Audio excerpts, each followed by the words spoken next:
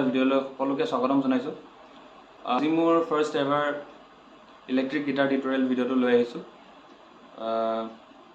ভিডিঅ'টো হৈছে খুব এটা ক্লাছিক ৰক ছং, খুব এটা ক্লাছিক অসমীয়া ৰক ছং। সেইটো হৈছে আইকন বাইকন, জয় বৰুৱাৰ। সকলোৱে হয়তো শুনিছে এই গানটো। এটা সময়ত খুব পপুলাৰ আছিল গানটো, এতিয়াও পপুলাৰ। গোটেই ইণ্ডিয়াতে এইটো one of the best rock song বুলি কোৱা হয়। আৰু তাৰে টিউটৰিয়েলটো লৈ আহিছোঁ। বেছি টান নহয়, আশা কৰোঁ আপোনালোকে ভাল পাব। ঠিক আছে, আৰম্ভ কৰিছোঁ। ঠিক আছে, প্ৰথমতে মই এটা কথা কৈ ল'ব বিচাৰিছোঁ যে ইলেক্ট্ৰিক গিটাৰ বজাবলৈ হ'লে আপোনালোকে পাৱাৰ কৰ্ড জানিবই লাগিব। ঠিক আছে, পাৱাৰ কৰ্ডছটো একো টান নহয়, একেবাৰে ইজি। মই শিকাই দিম আপোনালোকক, ফৰ্মেশ্যনখিনি ওপৰত দি দিম, আপোনালোকে পাৰি যাব, বেছি টান নহয়। আৰু বজাই ভাল পাব। গতিকে এই গানটোত বেছি কৰ্ডছ নাই, পাৱাৰ কৰ্ডছ আছে আৰু মেজৰ কৰ্ডছো আছে। বিশেষকৈ বাৰ কৰ্ডছ বজালে ভালদৰে শুনি বস্তুটো আয়ত্ত কৰিবলৈ ট্ৰাই কৰিব। ঠিক আছে, কৰ্ডকেইটা মই এফালৰ পৰা কৈ গৈছোঁ। কৰ্ডকেইটা হৈছে, স্কেলটো হৈছে বি মেজৰ। গতিকে ফাৰ্ষ্ট কৰ্ডটো হ'ব B power chord, B power chord. তাৰপিছত আহিব ডি পাৱাৰ কৰ্ড। তাৰপিছৰ কৰ্ডটো হৈছে ই পাৱাৰ কৰ্ড। ঠিক আছে, তাৰপিছত আহিব এইটো হৈছে এ পাৱাৰ কৰ্ড।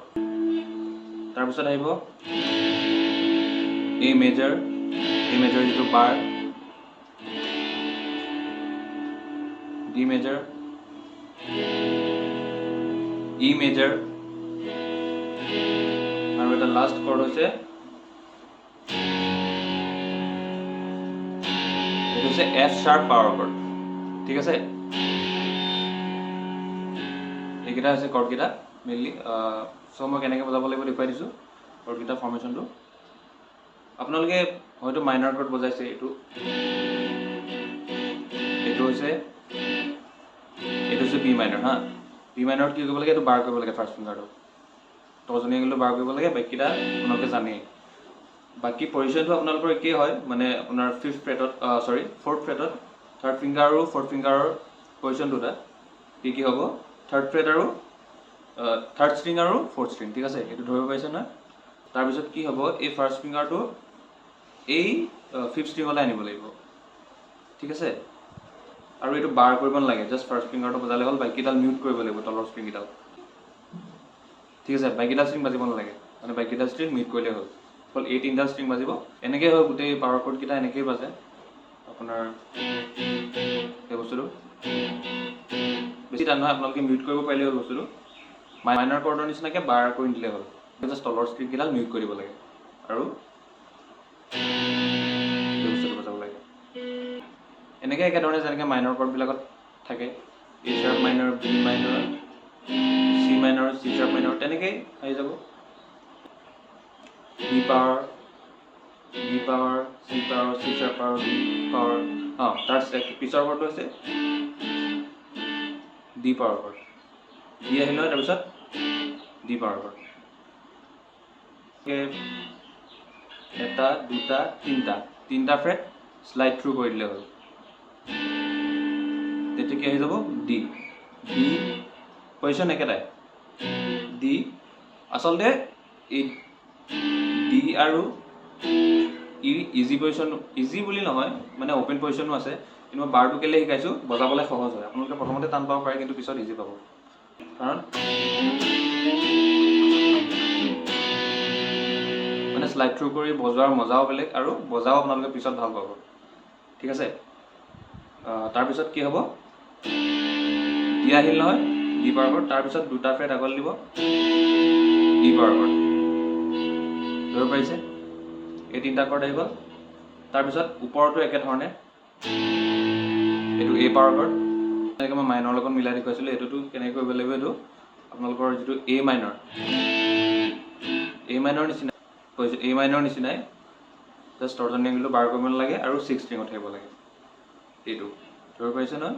আৰু কে আঙুলি আৰু অনামিকা আঙুলিটো ক'ত থাকিব 4th string আৰু 5th stringত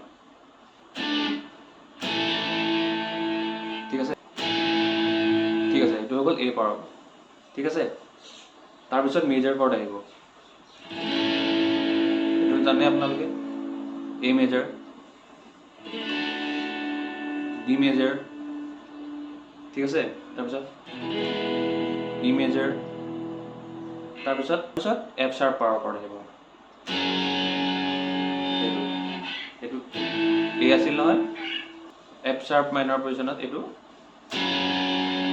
F sharp power cord আহিব ঠিক আছে এইকেইটা আছে কৰ্ডকেইটা আমি এতিয়া পিছৰখিনিলৈ আহোঁ প্ৰথমতে মই ষ্ট্ৰামিং পেটাৰ্ণটো কৈ দিছোঁ ষ্ট্ৰামিং পেটাৰ্ণটো মোষ্টলি ডাউন ষ্ট্ৰামে কৰিব লাগিব আপ ষ্ট্ৰাম তেনেকৈ নাই কেনেকৈ বজাব লাগিব ফাৰ্ষ্টখিনি ইণ্ট্ৰটো গানটো আৰম্ভ হওঁতে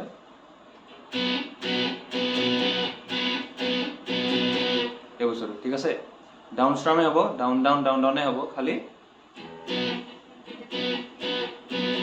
মিউট কৰিব লাগিব ঢিলা কৰি দিব আকৌ ধৰি দিব ঢিলা কৰোঁতে মিউট কৰিব তাৰপিছত ডাউন ষ্ট্ৰাম কৰিব মিউট কৰিব ডাউন ষ্ট্ৰাম কৰিব ঠিক আছে আৰু লাষ্টৰ ষ্ট্ৰামটোত mute down mute down mute down mute down down down mute down mute down mute down down down এইটো অলং দলং খেলা দীঘল হৈ মৰা শাৰী পাপিয়াই যায় ঠিক আছে প্ৰথম ভাৰ্চটো তেনেকৈ বাজিব তাৰপিছত যেতিয়া প্ৰি কোৰাছটো আহিব প্ৰি কোৰাছটোত A পাৱাৰ কৰ্ড আহি যাব কিমান ঠিক আছে কিমান তাৰপিছত E পাৱাৰ কৰ্ড কিমান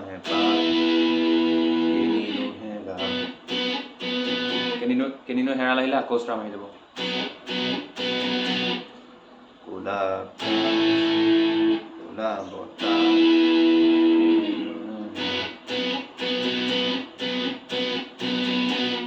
ঠিক আছে কিমান আশা কিমান হেঁপাহ সেইখিনিত মানে প্ৰি কোৰাছটোত অকল মানে ডাউন ষ্ট্ৰাম কৰিলে হ'ল A পাৱাৰ কৰ্ড ডাউন ষ্ট্ৰাম কৰিলে তাৰপিছত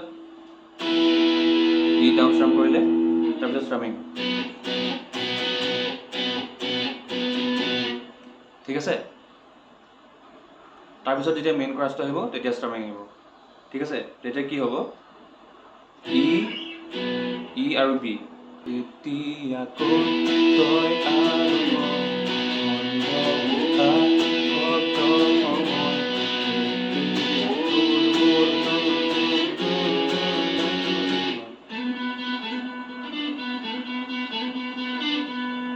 ঠিক আছে এই বস্তুটো মেইন কোৰাছটো মানে কি হয় down down down down down আহিব ষ্ট্ৰামিংটো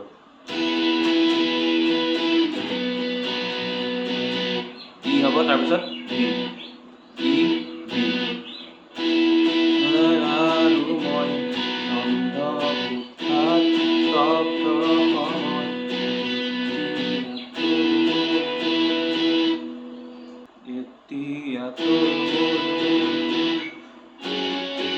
এইটো এইটো মই কোৱা নাছিলোঁ এইটো F sharp পাৱাৰ কৰ্ড হা এইটোৱে এইটো F sharp পাৱাৰ আছিলে এইটো F sharp power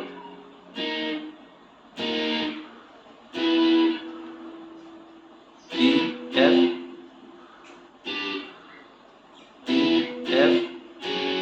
F sharp power cord ঠিক আছে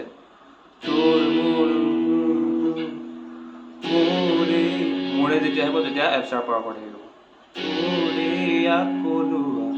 তাৰপিছত ৰিফটো থাকে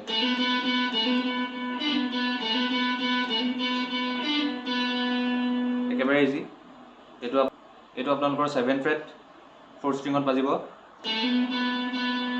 ফাৰ্ষ্ট ফিংগাৰ তাৰপিছত 3rd ফিংগাৰ হেমাৰ কৰিব লাগিব 9th stringত হেমাৰ কৰিলে তাৰপিছত বজালে ফাৰ্ষ্ট ফিংগাৰ বজালে 7th fret 4th stringত তাৰপিছত হেমাৰ কৰিলে 9th fretত তাৰপিছত stringত বজালে আকৌ বজালে তাৰপিছত 7th fretতে 3rd stringত বাজিব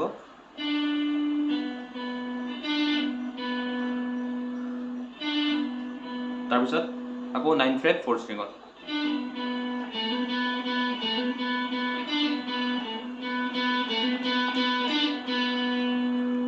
ঠিক আছে, তাৰপিছত মেইন কোৰাছটো আহিব।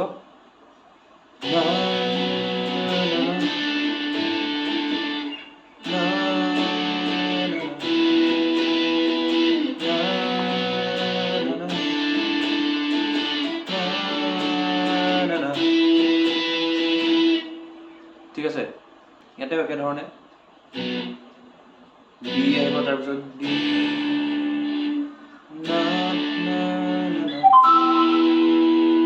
ঠিক আছে এই বস্তুটো।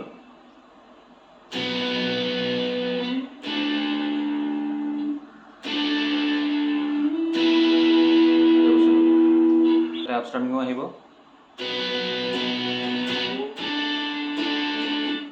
Down up up down, down up up down, strumming পেটাৰ্ণটো হৈছে সেইটো।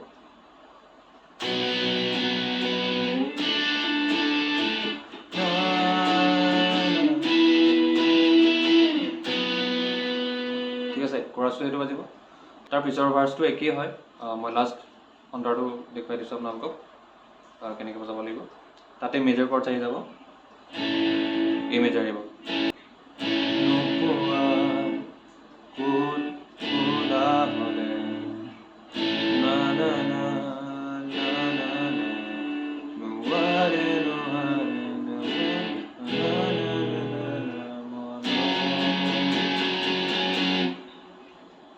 ঠিক আছে,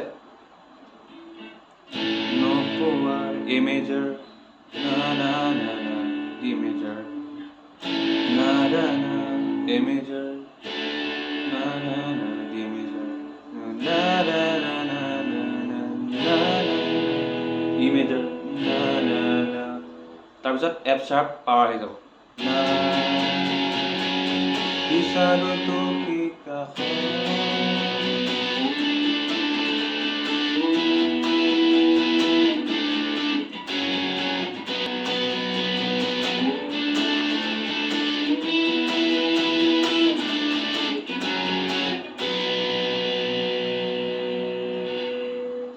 এইটো মই কৰি দিছোঁ, আপোনালোকৰ কথা নকৰিলেও একো নাই।